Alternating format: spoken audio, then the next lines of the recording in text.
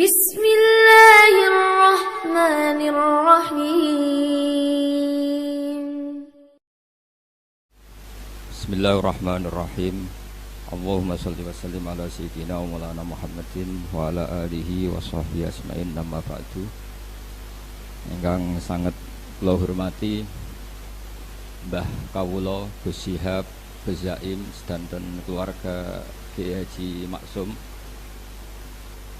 Kula niku pernah putu kalian Gus Syihab Gus Zaim mergi kula numpun generasi ke-6 napa ke-7 saking Mbah Maimunah garwanipun Mbah Umar.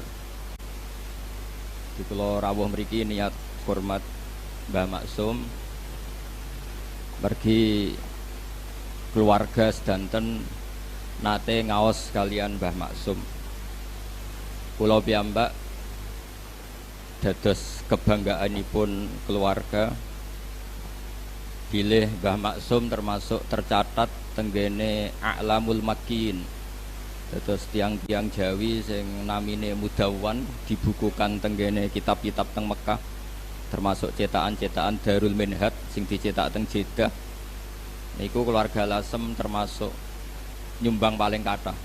Teng mriku wonten Mbah Maksum, Mbah Bedawi, Mbah Sidik.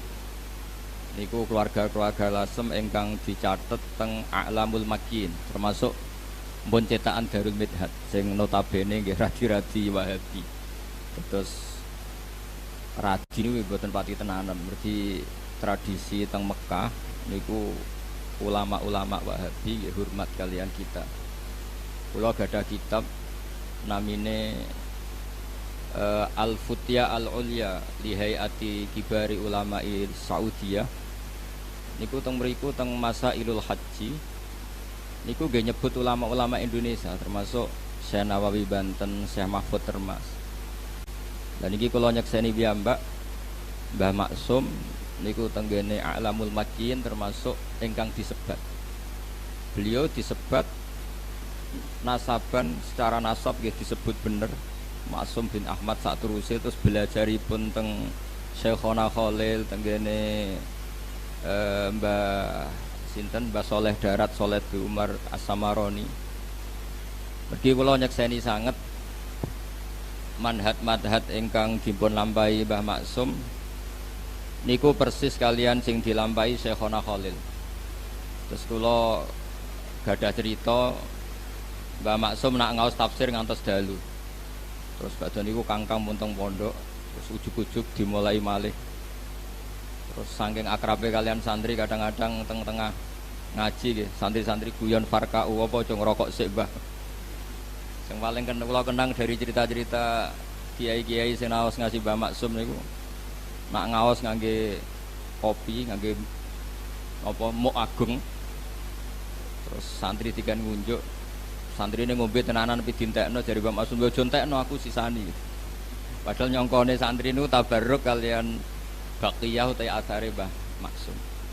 Terus kula suwun tabarruk teng Atharun Nubuwah, teng Atharul Ulama, Atharul Wirasah An-Nabawiyah niku para ulama niku diterusaken.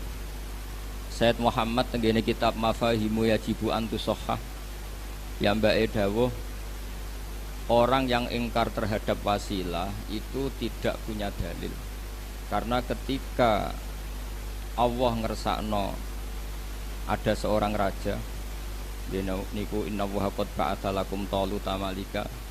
Ketika Talut dados raja niku diantara kepedeannya Talut, pede niku percaya diri niku inna ayata mulkihi ayyatiakumut tabutu fihi sakinatum mir rabbikum wa baqiyatum mimma taraka alu Musa wa alu Haruna tahmiluhul malaika. Terus Talut niku pede mimpin niku mergi gadah sunduk semacam kotak keramat nih cara mriki peti keramat sing teng mriku wonten baqiyatum mimma taraka alu Musa wa alu Haruna tahmiluhul malaika. Terus cara Ki Jawa kira-kira nggih jimat ngoten. Nah saniki jimate naga sastra disimpen mergo regane larang, mboten perkara warisane Nabi. Nah riyen niku Imam Ahmad bin Hambal niku nggih nyimpen rambutnya Rasulullah sallallahu alaihi wasallam. niku zaman fitnah mihnatil Quran. Ketika ulama-ulama dipeksa kendarani Quran niku makhluk, niku rambut niku diomba ngambung kalian Imam Ahmad bin Hanbal. Khalid bin Walid niku ingin nyimpen sya'aratu Rasulullah sallallahu alaihi wasallam. Dan niku muttasil. Riyen wonten intelijen sing neliti Nabi Muhammad sallallahu alaihi wasallam, kekuatannya sampai mana. Pas intelijen saking negara musuh niku neliti, niku lapor tenggene rajane, kamu gak akan mengalahkan Muhammad. Karena Muhammad, ya tentu nyebutnya Muhammad karena mereka orang kafir. Muhammad tidak pernah berludah kecuali sahabatnya berebut ludah itu, dan tidak pernah wudu kecuali kadu yaktatiluna ala wadu'i. Mereka hampir perang karena berebut sisa wudu. Wadu itu sisa wudunya Nabi.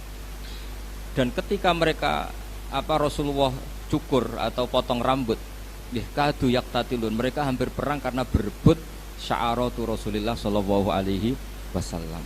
Terus kula suwun teng mriki wonten ma'athiru wirasati Rasulillah sallallahu alaihi wasallam, yeniku Mbah Maksum sing kula asyhadu syahadatan sanate niku termasuk sanat ali. Mergi teng manaqibe Syekhina Khalil niku termasuk murid sing disebut Mbah Maksum. Teng masuk masaih Syekhina Khalil niku langsung Sayyid Zaini Dahlan.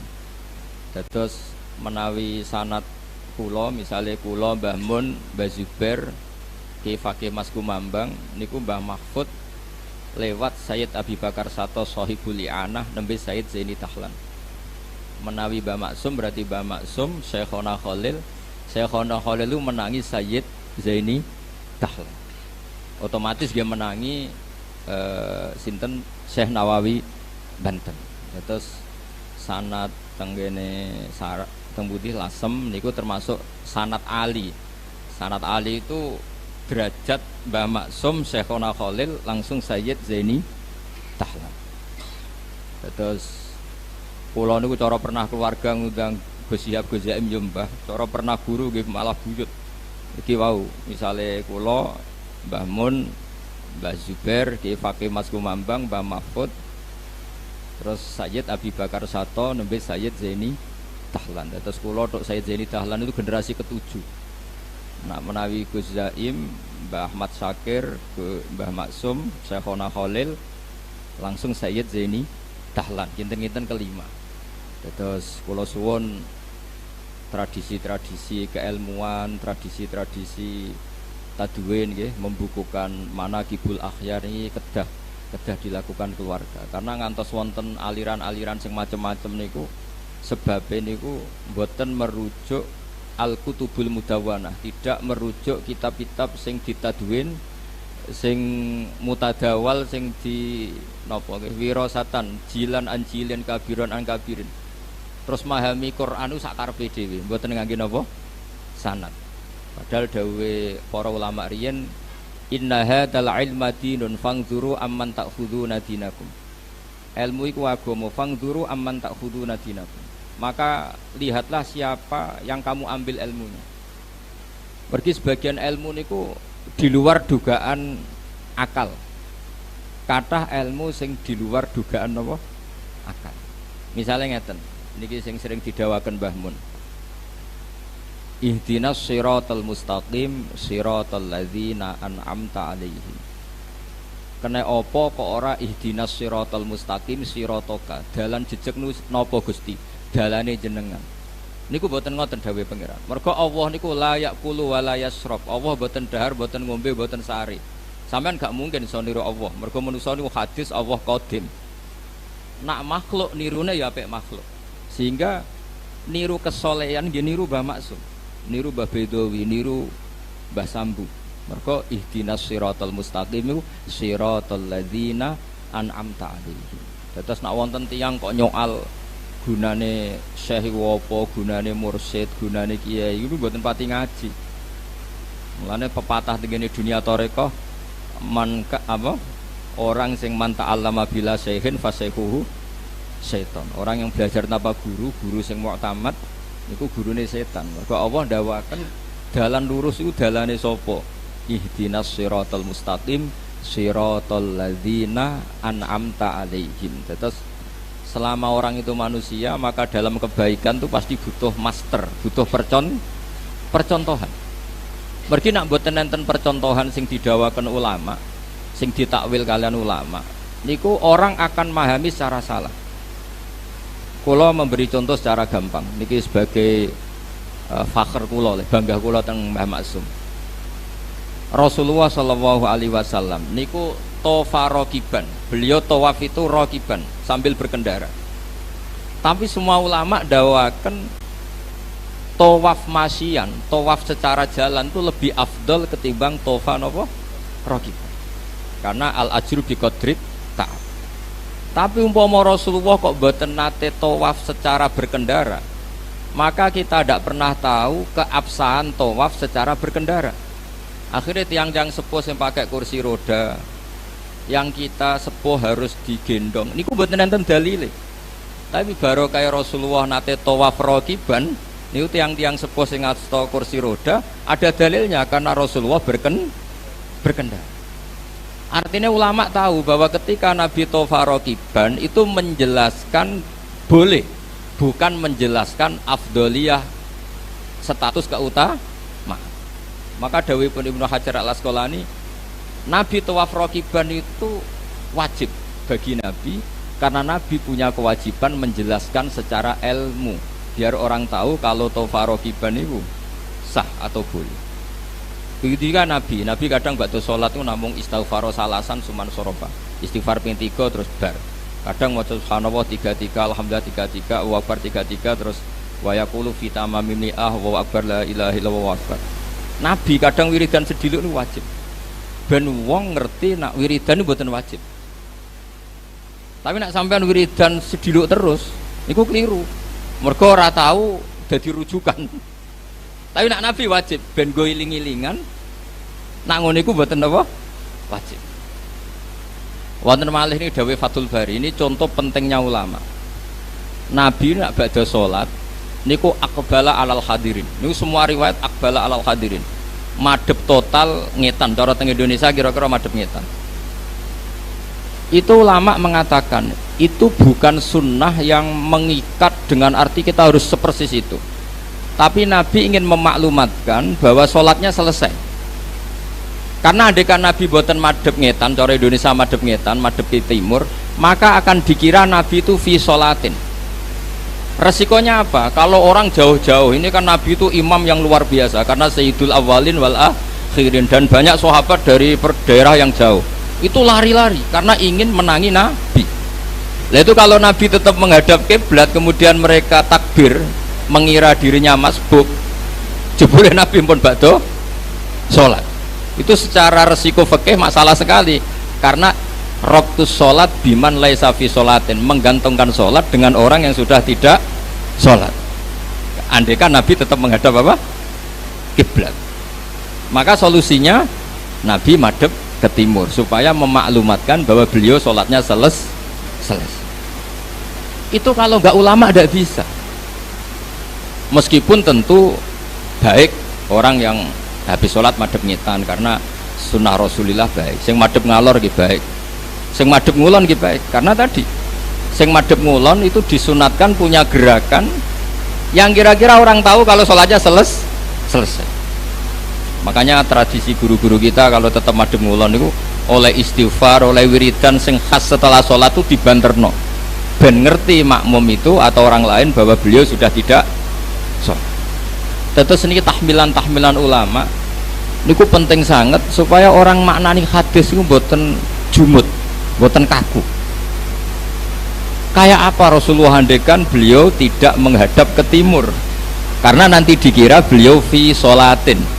Kalau beliau fi sholatin dikira fi sholatin, orang yang datang Allahu Akbar niat makmum berarti apa? Menggantungkan sholat sama orang yang sudah tidak sholat. Itu secara status fikih masalah kan. Maka beliau untuk menunjukkan sudah sholatnya selesai menghadap timur. Sehingga dengan mahmal seperti itu, tahmilan fikih seperti itu, maka kita legowo. Ada orang yang setelah sholat tetap madhep kiblat. Bagaimanapun kiblat adalah afdhalul jihad. Ada yang menghadap ke utara, ada sebagian kiai yang menghadap ke timur. Semua itu al-amru wasi'un, semua itu luas karena bisa dianalisis secara nopo terus kula suwun ilmu niki sing wirasa saking Mbah Maksum nggih, karena kula baleni malih nggih, Mbah Maksum niku termasuk sanad ali. Mergo beliau menangi Syekhona Khalil. Syekhona Khalil itu langsung ngaji kalian Sayyid Zaini. Terus daerah mriki termasuk daerah sing banget barokah. Mergi riyen pernah buyut kula nggih, keluarga Lasem niku nate dados keluarga meskipun boten gadah turunan kalian Said Hamzah Sato. Hamzah Sato niku bin Abdullah bin Umar. Umar niku kakak kandungnya Said Abi Bakar Sato. Said Umar niku gurunipun Ahmad Su'eb, gurunipun Al-Alim Al-Alama Ahmad bin Su'eb niku mbah kandungnya Mbah Maimun. Said Umar juga sing gadah metode wong nak ngaji kudu hafal. Terus beliau hanya mau mengajarkan kitab yang bisa dihafal. Akhirnya teng Jawa wonten tradisi muhafadzah. Niku sing beto Sayyid Umar. Cuma sakniki ra disalah kaprah muhafadzah nggo syarat kenaikan kelas. Sajane mboten nggih syarat wong alim niku kudu muhafadzah. Sakniki mboten nggih kenaikan napa? Kelas. Nah, Sayyid Umar niku gadah putra namine Abdullah, gadah putra jenenge Sayyid Hamzah Sato, uripe teng Sedan. Lah niku Sayyid Hamzah gadah mantu namine Sayyid Haidar bin Hasan bin Sodakoh bin Zaini Dahlan. Terus daerah Lasem, Sarang, Sedan niku wonten cicite Sayyid Zaini Dahlan. Gini niku Haidar bin Hasan bin Sodakoh bin Zaini Dahlan. Niku mantunipun Sayyid Hamzah. Mulane alhamdulillah teng Sarang, Lasem, Sedan, Naruan niku kitab I'anatul Thalibin niku kados menu wajib. Mergi dibeto kalian pernah putu-putu kalian Sayyid Abi Bakar Sato. Terus kula suwun wirosa ngeten iki terus kula nganti saniki guys sering maos kitab Hujjatul Ahli Sunnah wal Jamaah ingkang ditulis dening Bali Maksum. Yen Bali Maksum ngaos kalian Mbah Dimyati Termas. Mbah Dimyati putrane dipondhokno teng Mbah Maksum, sing Mbah Maksum putrane dipondhokno teng Mbah Dimyati. Mbah Dimyati itu adik kandungnya Mbah Mahfud. Terus kabeh niku min haitsun nasab was sabab niku dzurriyatam ba'duha min ba'd. Terus ngoten mawon ingkang kula aturaken ngapunten sanget. Assalamualaikum warahmatullahi wabarakatuh. Subhanallahi wa bihamdihi adada khalqihi wa ridha nafsihi wa zinata arsyihi wa kalimatihi. Subhanallahi wa bihamdihi adada khalqihi wa ridha nafsihi wa zinata arsyihi wa kalimatihi. Subhanallahi wa bihamdihi adada khalqihi wa ridha nafsihi wa zinata arsyihi wa kalimatihi.